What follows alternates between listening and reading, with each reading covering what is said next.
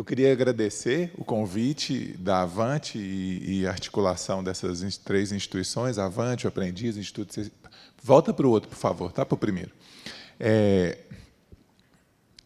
Dizer que é uma alegria muito grande poder compartilhar essa experiência de trabalho coletivo com vocês nesse tema que é tão importante, emergente e que tem me mobilizado tanto nos últimos anos na discussão sobre uma escola de fato para a infância, que reconheça esse tempo da vida na sua especificidade, singularidade, né? E, em alguma medida, eu vou tentar dar continuidade. Eu e o Vital fizemos nosso para casa, né? A gente combinou um pouco o que ele poderia trazer. Eu também é uma espécie de panorama do que a gente tenta ter nesse documento.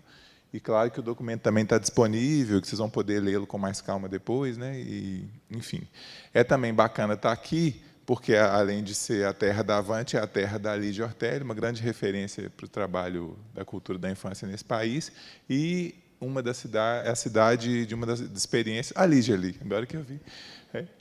E a cidade que inaugura uma das primeiras experiências de educação integral ainda muito importantes na história dessa política no país, que é a Escola Parque, com Anísio Teixeira. Então, é uma alegria também poder recuperar essa história, né?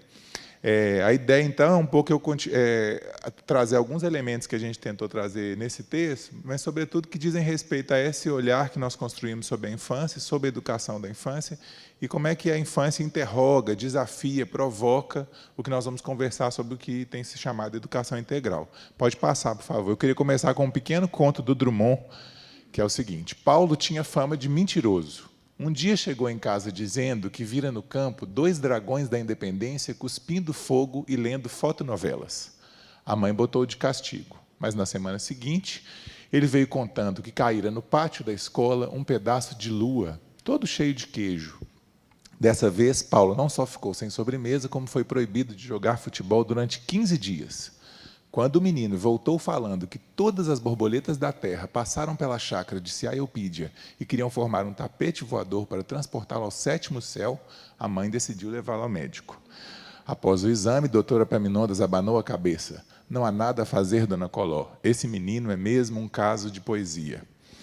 Então, esse conto é muito bonito, porque ele nos reporta uma dimensão pela qual nós enxergamos a infância, uma dimensão imaginária, poética, sensível, né? Uma dimensão da experiência, da inventividade, de uma exploração, de um tipo de relação com o mundo, que é como se as crianças tivessem um óculos, uma lente para o mundo diferente da nossa, né? Se tiver um túnel e um caminho muito fácil de passar, provavelmente um menino de 4 anos vai preferir passar pelo túnel e nós, adultos, vamos querer passar pelo caminho mais fácil de passar. Então, é muito interessante essa primeira marca, quer dizer, o jeito pelo qual as crianças se colocam, se relacionam com o mundo, se interagem socialmente, é muito distinto do jeito nosso adulto. Então, é interessante a gente pensar os processos de educação como uma troca intergeracional e investigarmos um pouco mais, conhecermos um pouco mais essas lógicas infantis, né? Vamos ver um segundo, por favor, pode passar. Aí é um pequeno trecho de um livro muito bonito de um poeta sul-mato-grossense, o Manuel de Barros. Ele fala assim: no caminho antes, a gente precisava de atravessar um rio inventado. Na travessia, o carro afundou e os bois morreram afogados. Eu não morri, porque o rio era inventado. Então, muito bonita essa ideia também da invenção, né? E o Manuel tem um verso muito conhecido que ajuda a gente a pensar a ideia da infância também, que é o tudo que não inventa é falso, né? E um lindo documentário do trabalho dele também. Essas diferentes imagens que nós construímos sobre o que é ser criança, uma forma da criança se colocar e como pensar um processo educativo para a infância, elas nos provocam, nos interrogam e sempre nos ajudam a pensar, então, que instituição é essa, que escola é essa, como pensar uma escola para a infância.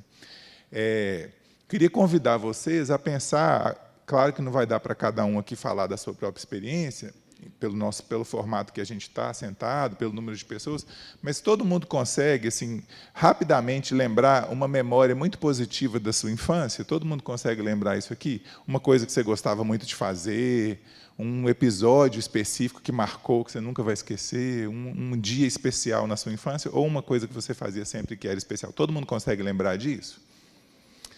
Eu tenho quase certeza que essa memória, para quase todo mundo, não é uma memória da escola. Acertei? né? Para quase todo mundo, essa memória é do quintal, é da casa da avó, é de brincar no rio, na roça ou na praça, né? Sempre de espaços não institucionais, de espaços de convivência espontânea, livre, de outras interações. É interessante nós pensarmos nisso também. Lídia nos ajudou a pensar isso ontem, né? Como é que, na nossa formação como educadores, a gente tem que fazer um pouco como Lídia, no brinquedo do estilingue, ou do bodoque, na Bahia, não sei se chama bodoque ou estilingue. A dog. Então, quanto mais para trás a pedra vai, mais longe, que a gente puxa, mais longe ela vai, né? Essa ideia de que a nossa própria experiência de infância pode ser uma boa matriz para a gente pensar o olhar que a gente vai construir sobre quem são as crianças, né? Então, a ideia também é a gente poder falar um pouquinho agora, se nós enxergamos as crianças nessa complexidade, riqueza, beleza, boniteza que envolve esse tempo da vida, como pensar uma instituição que, de fato, vai acolhê-la na sua especificidade e singularidade. Pode passar. Nós construímos diferentes imagens do que é ser criança, e a própria ideia que nós temos do que é ser criança, alguns autores vão chamar isso de plural ou até de polissêmica. É diferente ter sido criança num tempo histórico ou outro, ser criança num contexto cultural e social ou outro. O tipo de oportunidade, de interações, de troca que as crianças vivem, elas estão marcadas também, tanto pelas diferentes concepções históricas, modelos de instituição e condições sociais e culturais, né? Então, se a gente for pegar pelas artes plásticas, por exemplo, diferentes imagens de infância as artes plásticas vão trazer, que nos ajuda a pensar um pouco o que os autores vão chamar de uma construção social da infância. Essa imagem da criança mais atrelada à dimensão poética, sensível, da imaginação, ela não exclui uma ideia também da criança que tem, como diria Paulo Freire, a sua humanidade roubada. A criança vítima da exploração do trabalho, a criança explorada tanto pelo trabalho, no caso da imagem de Sebastião Salgado, quanto, né, no caso da criança que é apresentadora de televisão. Nós temos diferentes vias de exploração, de uso dessa imagem ou dessa desumanização, né? Pode passar. Um princípio que o Vital trouxe que tem relação com isso é a própria ideia de articulação com o território. Quando nós estamos pensando uma educação integral para a infância, e eu gosto muito dessa imagem, não sei, talvez apagasse a luz mais próxima à projeção ajudasse vocês, melhorou bastante, né? Eu gosto muito dessa imagem, que é de uma fotógrafa carioca, a Cláudia Jaguaribe, que ela nos ajuda a pensar uma menina no Rio de Janeiro, uma imagem da cidade do Rio de Janeiro, que vai tomar um banho na caixa d'água, que, num primeiro plano, é uma experiência ótima, brincar com água, né? Ela tem a possibilidade de ter essa experiência, nós podemos enxergá-la na sua singularidade, na sua experiência lúdica e experimentar. Mas, por outro lado, a perspectiva da imagem mostra a realidade de muitas crianças brasileiras, uma cidade cindida, desigual, excludente, né, que marca também as diferentes oportunidades que essa menina vai ter, né? É interessante pensar como que ser criança, nesse contexto social em que ela vive, tem uma dimensão positiva da experiência, muitas vezes da autonomia que as crianças das grandes periferias brasileiras vivem, né? Mas também de uma infância circunscrita a determinados tipos de interação e até um horizonte, vamos pensar assim, do ponto de vista da sua possibilidade de educação, muito restrito. Nós, historicamente, oferecemos uma escola pobre para as crianças mais pobres, né? Então, é interessante a gente pensar, do ponto de vista de uma justiça distributiva, como diria a Fulvia Rosenberg, mas também de uma possibilidade de se ampliar as experiências simbólicas que todas as crianças vão ter, que é um pouco o papel da escola também. Nesse sentido, o debate da educação integral hoje passa muito pelo debate da relação da escola com esse território. Se não é o abaixar os muros apenas, o Vital falou muito bem disso, da interação das diferentes políticas de proteção e acolhimento à criança, cada uma nas suas funções, mas uma rede de proteção, educação, saúde, cultura, que precisa estar articulada e precisa ter trocas entre essas diferentes instituições. Pode passar, porque aí tem uma imagem da experiência de Belo Horizonte que eu acho que nos ajuda a pensar um pouco isso, né? Em que as crianças circulam pelo bairro e que essa experiência da educação integral não necessariamente significa a invisibilidade das crianças no espaço público, né? Os percursos por onde os meninos do bairro vão passar são marcados com fotografias das crianças, trabalhos com intervenção de arte, e isso configura uma outra lógica da presença, inclusive de que disputa espaços com territórios de violência, do tráfico. É muito interessante pensar como é que você pode... o tempo integral e a escola de educação integral não significa necessariamente a invisibilidade ou o que a Leia Tiriba fala lá no Rio, né, o emparedamento das crianças. Pode passar, por favor. E aí eu queria trazer um depoimento que eu acho que é muito potente para a gente discutir esse debate da educação integral na infância. É uma menina de 6 anos que está numa escola de ensino fundamental em Belo Horizonte. Em Belo Horizonte, as unidades de educação infantil são chamadas UMEIs, Unidades Municipais de Educação Infantil, e ela tem 6 anos e ela está falando da experiência que ela viveu na educação infantil. Eu queria que a gente conversasse um pouquinho sobre ele. Ela fala assim: lá na UMEI, aí agora tem todo o sotaque mineiro, tá, gente? É bom que compõe a diversidade de sotaques que tem aqui hoje. Ela fala assim: lá na UMEI era bom demais. Eu era da sala do Elefante, eu era da sala da Márcia, minha professora. Eu fico com saudade dela quando eu estou aqui no Ulisses. Ulisses é a escola que ela estuda hoje. Eu mando beijo para ela. A gente era pequena, a gente ficava lá brincando de joguinho. Ela contava história, fazia bingo, e quem ganhava, ela dava o ovo da Páscoa. Um dia, no bingo, ela falou 13, aí eu tinha o 13, aí eu ganhei no bingo. Aí eu falei assim, é mesmo? Ela falou assim, ela me deu um ovo da Páscoa, ela dava. Quando a gente lá para cima para tomar café, ela tem um pátio, tem um brinquedo, assim, mostra com a mão. Eu falo, você sabe? Sabe? Eu falo, um brinquedo redondo, né? Ela é. Lá tem escorregador, uma casinha que tem assim, que tem um escorregador de lado. Quando a gente desce, a gente cai assim na areia. O jacaré de lá é diferente. O jacaré de lá dirige. É que lá tem um brinquedo, que é um jacaré com um volante. O jacaré de lá dirige. Ele tem roda assim de carro, faz o gesto de volante. Ele dirige. Também lá tem um quadrado de montar, de subir. Quem sobe lá em cima ganha. Quando eu era da UMEI, lá tinha escorregador, lá na UMEI é grandão, tem até árvore. Aí eu falo, e os professores de lá são muito legais. Lá tem sala da girafa, do elefante, do golfinho, sala do jacaré. Eu falo, e qual é a sua sala agora? Ela fala, Escola Municipal Ulisses Guimarães, sala 2. Então, eu gosto muito desse depoimento, porque ele nos ajuda a pensar várias coisas que têm relação com a conversa da educação integral, né? Primeiro, uma competência da criança, ao pensar sobre o próprio, ao inscrever como era o passado, ela também compreende o presente. Ela só analisa a escola que ela estudou, pensa na relação com a escola que ela estuda agora. É interessante pensar essa competência dela. Depois, ela marca aspectos relativos à afetividade da professora, ao espaço da escola, como que a escola dialogava com as especificidades, com as coisas que chamavam a atenção dela, da imaginação, elementos que são da literatura, os bichos que ela queria saber sobre isso, que tipo de prática ela desenvolvia nesse espaço da escola. E o debate, inclusive, que origina a conversa sobre esse material da educação integral é exatamente a transição, ou a ruptura, ou a passagem dessas duas etapas, a educação infantil e o ensino fundamental. Mas é interessante a gente pensar como que nós precisamos ouvir as crianças mais e pensar que tipo de demandas elas estão trazendo, né? E pensar como que, se ela marca esses elementos, que a gente começou aqui falando de memória, que tipo de memória nós estamos ajudando as crianças na escola hoje a construir, né? Passa que tem mais um que eu queria ouvir. Essa é uma pergunta que eu fiz para uma criança também na escola. Eu falei assim, sua casa é longe? Ele falou assim, não, minha casa é pertinho. Minha casa só demora quando meu avô passa no açougue de carne. Aí minha casa demora. Nós estamos pensando aqui na dimensão do tempo sem reconhecer como é que as crianças experimentam subjetivamente a experiência do tempo. Como é que o tempo pode demorar mais ou menos se o que eu estou fazendo é interessante, né? Então, como é que eu organizo o tempo da escola para que esse tempo seja interessante para as crianças? E as crianças não sucumbiram ao modelo escolar hierarquizado, autoritário, violento. As crianças transgridem todo o tempo essas regras da escola. Elas entram debaixo da mesa para brincar, elas fogem do professor quando aquilo não é interessante, né? Elas negociam coisas.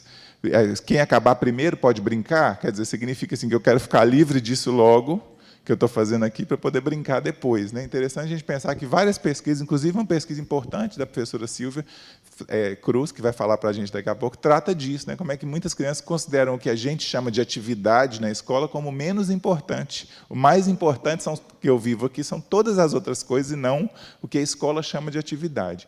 Eu acho que isso tudo é para a gente pensar como é que as crianças interrogam esse modelo de escola que a gente construiu todo o tempo. Então, que a gente também precisa se interrogar sobre ele. Pode passar, por favor.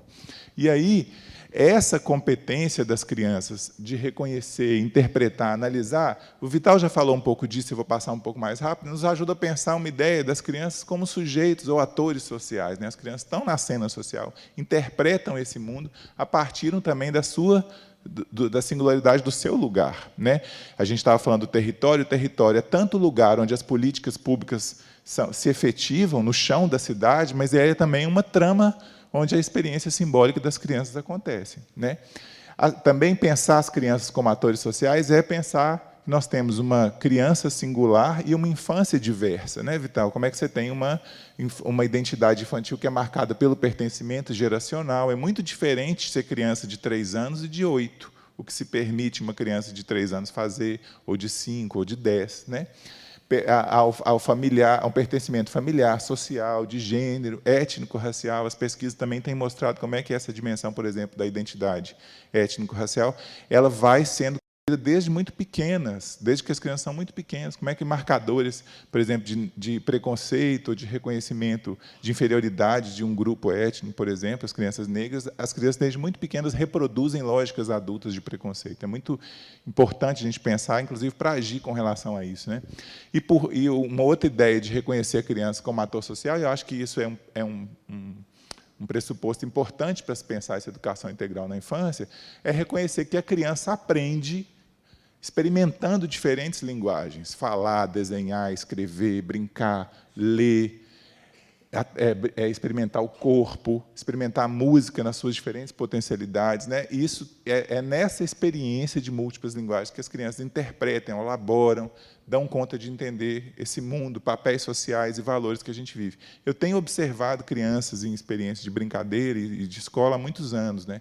Eu acho que é muito interessante a gente pensar como é que as crianças vão nos dando pistas. Eu gosto, tem um caso que eu lembrei aqui agora, que eu estava vendo os meninos jogando bola num bairro em Belo Horizonte, nas margens da cidade, na divisa de Belo Horizonte com Sabará, os meninos brincando na rua de jogar futebol, meninos de diferentes idades, o que também não acontece na escola mais, né? A interação entre diferentes idades. Os meninos começaram a jogar futebol e, de repente, meninos assim, de 5 a 10 anos, ou 12, talvez, 2 meninos começaram a brigar por um conflito na bola.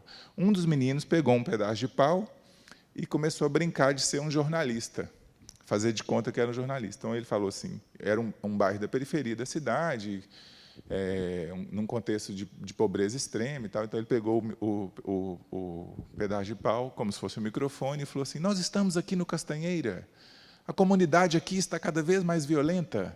E aí estava passando uma dona, ele falou assim: e a senhora, o que a senhora está achando de mais essa briga na comunidade? Entrevistou a senhora que estava passando. Então, quando você vê uma cena dessa, né, primeiro você percebe que esse menino, que tinha só 5 anos, sabe o que é um jornalista, sabe o que jornalista faz, sabe que tipo de jornalista é esse, que não é qualquer um, é aquele que tem um apelo, com a questão da violência, sabe que tipo de imagem esse jornalista constrói sobre o território onde eu vivo, né, e ainda usa a experiência do brincar e de fazer de conta como capacidade de resistência a uma situação de briga que ele não queria estar. Né? Então, esse tipo de complexidade que as crianças vivem na experiência da brincadeira, muitas vezes é subsumido ou escondido na escola num papel que a gente atribui às crianças, que é o papel do aluno. O papel que o aluno tem que se comportar, tem que ficar quieto, tem que estar uniformizado, ele escuta e eu falo, ele senta atrás do outro e eu estou na frente. Então, pensar essa escola que compreende a complexidade da experiência da infância é, de fato, uma coisa nova. Né?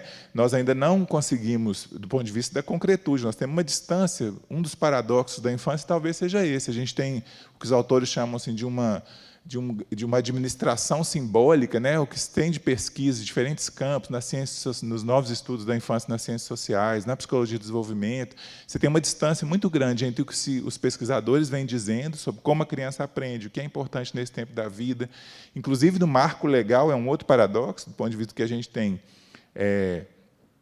colocado na dimensão dos direitos e a real experiência, possibilidade de concretude da vivência desses direitos, né? Esses paradoxos que marcam a infância, nós ainda não temos uma universalização, de fato, de uma escola para a infância. Nós temos uma escola para o aluno, para esse aluno idealizado, homogêneo. Enfim, vou mais para frente, que tem muitas coisas, eu só tenho mais 5 minutos. Eu nem ganhei água, tá, gente? Queria dizer que o Vital quando foi a vez dele, ele ganhou a água para falar, né? Então, 2 minutos para falar disso, porque a Lídia falou muito bem, né? Talvez pudesse apagar, que as fotos são muito bonitas, eu queria que as fotos aparecessem um pouquinho mais. Apagar a luz da frente, a luz que está mais próxima da... Tem jeito? Igual você fez da outra vez? Isso. Então, essa ideia do brincar como um princípio da educação da infância, acho que a gente vai falar disso o tempo todo aqui hoje, e começou com a Lídia ontem, né? Isso é muito especial, você pensar que, se é por meio dessa linguagem que as crianças dão significado ao mundo, essa linguagem tem que ser central nos processos de aprendizagem, de educação das crianças. Essas são 2 meninas pataxó de Minas, com suas bonecas de folha de mamona, que são bonecas lindas e também efêmeras, porque as meninas constroem a boneca e a boneca se desmancha em 1 hora de brincadeira. Construir a boneca também é brincar, catar a mamona é brincar, carregar a boneca no colo é brincar, pensar o que é ser criança nesse contexto. Eu não acho que todas as escolas tinham que fazer bonecas de mamona, não. O que eu acho é que a gente precisa pensar o que existe em cada lugar, o que esse brinquedo também representa. Ele não representa só um objeto, um artefato brinquedo, mas ele representa uma totalidade social, uma relação com a natureza, uma experiência muito própria de infância, que cada contexto que a gente trabalha vai revelar, e que nós precisamos fazer da escola um espaço desses elementos culturais aparecerem. Pode passar, por favor. Eu vou ter que ir bem rapidinho agora. Aí a gente podia falar um pouco, a imagem ficou distorcida, mas como que esses elementos da cultura infantil nos dão pistas sobre essa potencialidade para o desenvolvimento integral das crianças. Pode passar. É como se as brincadeiras, aí também lá dos pataxó, os burrinhos de banana verde, como se as brincadeiras e os brinquedos nos oferecessem elementos para pensar não só a relação das crianças com a natureza, mas também a natureza da criança. O que é ser criança? O que as crianças nos demandam quando a gente pensa um projeto educativo, uma instituição que vai acolhê-lo? Pode passar para frente, tem muita coisa. Nós podíamos, por exemplo, falar de alguns brinquedos, como a bolinha de gude, o que significa esse jogo e as marcas que esse jogo traz do ponto de vista do raciocínio lógico, da estratégia, que são competências que a escola vai nomear como importantes, e que a gente entende que brincar disso é perda de tempo, é no intervalo, é na saída, e não como uma atividade legítima da educação. Pode passar para frente. Podíamos falar, por exemplo, do brinquedo, do peão ou da pior em diferentes tempos e fronteiras. Não é à toa que um brinquedo como esse atravessa gerações e fronteiras e história, né? Como é que isso carrega uma força, do ponto de vista de um arquétipo também da cultura, mas também do ponto de vista de um encantamento das crianças por um objeto que gira no próprio eixo, enfim. Aí eu precisaria a gente faz um outro seminário aqui e traz Lídia de novo e a gente vai conversando sobre isso. Pode passar, por favor. Acho que faltou uma foto. Passa de novo, acho que vai aparecer. E aí é claro que pensar educação integral é completamente diferente de pensar escola de tempo integral. Nós não estamos ampliando a jornada escolar para reproduzir uma escola ruim, autoritária, no tempo integral. Nós não precisamos de mais do mesmo, é o que os diferentes autores que têm discutido educação integral fazem. O que nós temos apostado é que esse debate carrega a possibilidade de transformação da escola, e de como é que a gente pode, ao ampliar o tempo, pensar que a escola pode passar a investir em dimensões de formação das crianças, experiências novas, que ela nunca investiu, né? E aí a questão do brincar, da arte, da música, entra com muita força e potência. Pode passar, por favor? E aí a gente pode pensar, se a gente reconhece toda essa riqueza na experiência da infância, por que a gente reproduz um modelo de escola? Talvez isso não aconteça aqui na Bahia, mas lá em Minas, tá, gente? A gente acha que na escola todos os meninos têm que fazer a mesma coisa ao mesmo tempo. Aqui não é assim, não, né? Que lá em Minas é assim. A gente acha que tem que ser ao mesmo tempo tudo, todo mundo igual, no mesmo ritmo, que é um pouco do que essa aula, né? Então, quando a gente compara essa aula de arte na França, no início do século XIX, com a próxima aula, pode passar, que olha outra imagem do que pode ser uma sala de aula. Tem espaço para o computador, para a planta, para desenhar. Passa a outra, por favor, né? E a gente pode contrastar essa sala de aula, passa, por favor, com essa, que é uma escola gerida pela Marinha no estado do Tocantins, uma escola de tempo integral com esse modelo militarizado em 2018. Né? O que significa esse modelo de institucionalização para essas crianças? Pode passar, a gente pode pensar esse modelo com essa, que são as casinhas dos meninos lá dos Pataxó, que eles estão brincando de cabaninha com essas folhas de banana. Quer dizer, volta na anterior e vai nessa e pensa qual que vocês querem. Volta, por favor. Não, a anterior. É essa escola que a gente quer ou é essa? Passa para frente. Né? Nós temos esse consenso, então está na nossa mão também pensar nessas transformações. Aí eu queria só passar, pode pular, eu queria contar outras coisas, mas não vai dar tempo, pode passar essa. E aí eu acho que a gente, então, está vivendo projetos, nós estamos vivendo projetos de educação em disputa. Né? Por exemplo, por que o nosso MEC não faz um pacto pelo brincar na idade certa? Eu acho que esse pacto seria sensacional. O que o pacto é por alfabetizar na idade certa? Eu acho que a gente podia tentar fundar aqui hoje esse pacto. Não é que se tem um pacto para alfabetizar na idade... O que é também uma certa contradição, porque os que não se alfabetizaram na idade certa estão condenados, então. Né? Mas a Mônica vai ajudar a gente a pensar nisso com mais complexidade. Mas a gente devia fundar esse pacto aqui. Se existe uma idade certa para a alfabetização, também tem que existir uma idade certa para a experiência. E eu aposto que essa idade é o tempo da infância. Eu acho que vocês vão concordar comigo. Nós vivemos projetos de disputa e o debate da educação integral nos ajuda a tensionar esse modelo de escola. Né? O que é o tempo regulado e o que é o tempo livre na escola, o que é disciplina e o que é autonomia na escola, uma lógica de homogeneizar ou de reconhecer a diversidade, um currículo que pode ser linear ou flexível, uma coisa muito perversa que acontece nas experiências de educação integral, as atividades que são chamadas culturais e as atividades que são chamadas pedagógicas, como se a arte, as atividades de cultura não fossem formativas, educativas. Né? Essa tensão entre o que é ser aluno e o que é ser criança. Há uma própria tensão provocada pelas relações entre a educação infantil e o ensino fundamental, a ideia de disciplina ou de matérias e de campos de experiência, que as diretrizes curriculares colocam muito bem, que as crianças não vão viver, não percebem o mundo por meio de diferentes disciplinas, mas por itinerários próprios, e que elas articulam diferentes campos de conhecimento, por isso campos de experiência e não disciplinas. O que alguns autores têm chamado de pedagogias participativas ou pedagogia propedêutica, teve um erro de digitação, quer dizer, uma pedagogia participativa, vivencial, ou uma pedagogia prescritiva, autoritária. A gente tem que pensar um pouco nisso. Uma concepção equivocada, estereotipada do que é alfabetização, na tensão do que são as múltiplas linguagens. A criança demanda essa experiência em múltiplas linguagens. Então, essas tensões, que eu acho que são uma boa síntese da conversa e do que o documento tenta trazer, elas não são tensões assim, administrativas apenas, elas são tensões que são geradas por diferentes concepções de educação, de infância, de direito, de escola e de cidadania. Então, a gente vai enfrentar essas tensões e ter que se posicionar diante delas. Para terminar mesmo, pode passar, por favor. Pode passar, eu ia falar disso, mas não vai dar tempo. Então, num diálogo com uma fala que eu estou usando em todos os lugares, que eu acho ótima, que é um adulto que chega na escola, as crianças sempre acham que é professor. Né? Então, eu cheguei numa escola, conversei com as crianças, e ele falou assim para mim, você podia dar aula aqui. Aí eu falei assim, você acha aula de quê? De ir embora. Aí eu falei assim, uai, como é que é essa aula? Ele falou assim, é assim, você abre o portão e deixa eu ir embora. Aí eu falei assim, mas por que você quer ir embora? Ele falou assim, porque eu tenho um coelho, ele está me esperando. Então, quer dizer, como é que o mundo social, o quintal, o que ele vivia em casa, era muito mais interessante do que essa escola que ele estava. Né? Então, eu pergunto, a gente está atendendo, de fato, uma demanda das crianças? Como é que a educação integral pode atender essa demanda? Né? Muito obrigado.